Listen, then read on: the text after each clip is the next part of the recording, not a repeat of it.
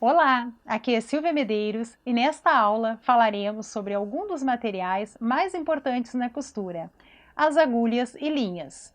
Antes de iniciar o projeto, verifique a agulha e linha adequada à espessura e textura do tecido a ser costurado. Agulhas. Veja os tipos de ponta mais usados e o número de agulha adequado ao tecido, a fim de obter os melhores resultados na costura. Tipos de pontas de agulha. A ponta universal é utilizada mais frequentemente. É a agulha comum. É para os tecidos planos, algumas malhas, linho, nylon, poliéster e veludo, lã, entre outros. A ponta arredondada ou ponta bola é especialmente indicada para costurar todos os tipos de malha, pois não rompe os fios de elastano. Também pode ser utilizada em tecidos finos e delicados. Já a ponta facetada é indicada para costuras em couro e materiais vinílicos. Temos também a agulha dupla. Ela facilita o acabamento em costuras dupla.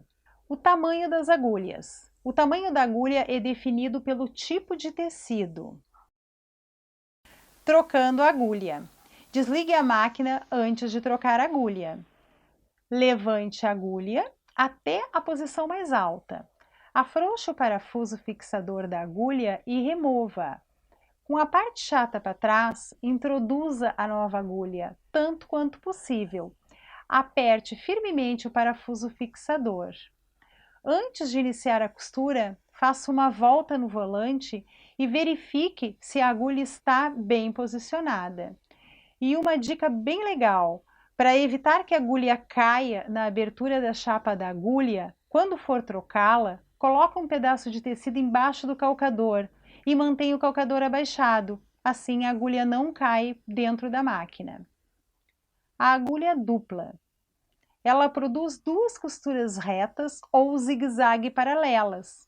Ela pode ser aplicada para a confecção de bainhas, aplicação de elásticos ou pontos decorativos. Instale a agulha dupla e observe se o calcador tem a abertura de passagem para as duas agulhas.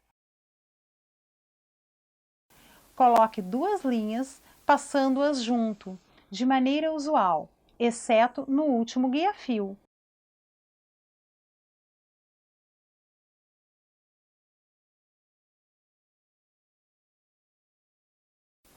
Uma das linhas passará pelo último guia-fio e pelo furo da agulha direita.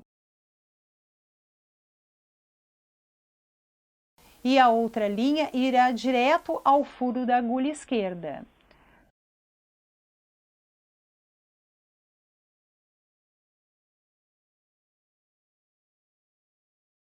Então, uma observação. Para fazer a bainha num tecido de malha, que fique semelhante a uma bainha de máquina galoneira, dê preferência à agulha dupla ponta-bola de 4 milímetros, com a numeração adequada ao tecido que vai ser costurado. E falando sobre linhas, elas são fios especiais, projetados e desenvolvidos para utilização em máquina de costura e costura à mão. Elas são fabricadas de diversos tipos para adequar ao tecido a ser costurado. Temos a linha de algodão, é uma linha firme, macia, 100% algodão. Ela é utilizada nos tecidos de fibra natural, a exemplo do linho e do algodão, que suportam as altas temperaturas. A maioria das linhas de algodão são mercerizadas, ou seja, elas recebem uma cobertura que faz com que o tingimento pegue mais fácil e resulta numa aparência mais brilhosa. No entanto, esta linha tem limitações, como seu rompimento se usada em tecidos elásticos. A linha de poliéster é a linha mais usada e é muito resistente. É ideal para todos os tipos de tecido, mas principalmente para os tecidos de fibra sintética, a exemplo do poliéster e da poliamida, sendo perfeito para os tecidos que esticam, como a malha e os tecidos elásticos, pois ela sugere uma elasticidade à peça que não ficará franzida e nem arrebentará.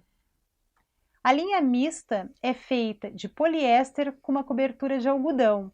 A ideia é ter uma linha fina e ao mesmo tempo resistente, ideal para acabamentos leves e suaves ao toque. A linha para pesponto. É uma linha mais grossa, usada do lado externo, com a função de destacar a costura da peça. Muito usada em peças jeans e outras peças que encaixam este detalhe. Já os fios, eles são obtidos a partir de multifilamentos texturizados. Também são chamados de fios de overlock e podem ter em sua composição o nylon, o poliéster e o elastano. É muito apropriado na confecção de peças de malha. Os fios são colocados no looper da máquina de overlock. Uma observação: as linhas e os fios suportam temperaturas diferentes.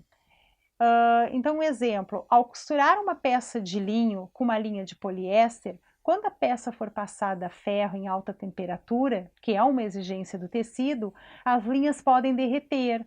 Então, o ideal é costurar com linhas de algodão.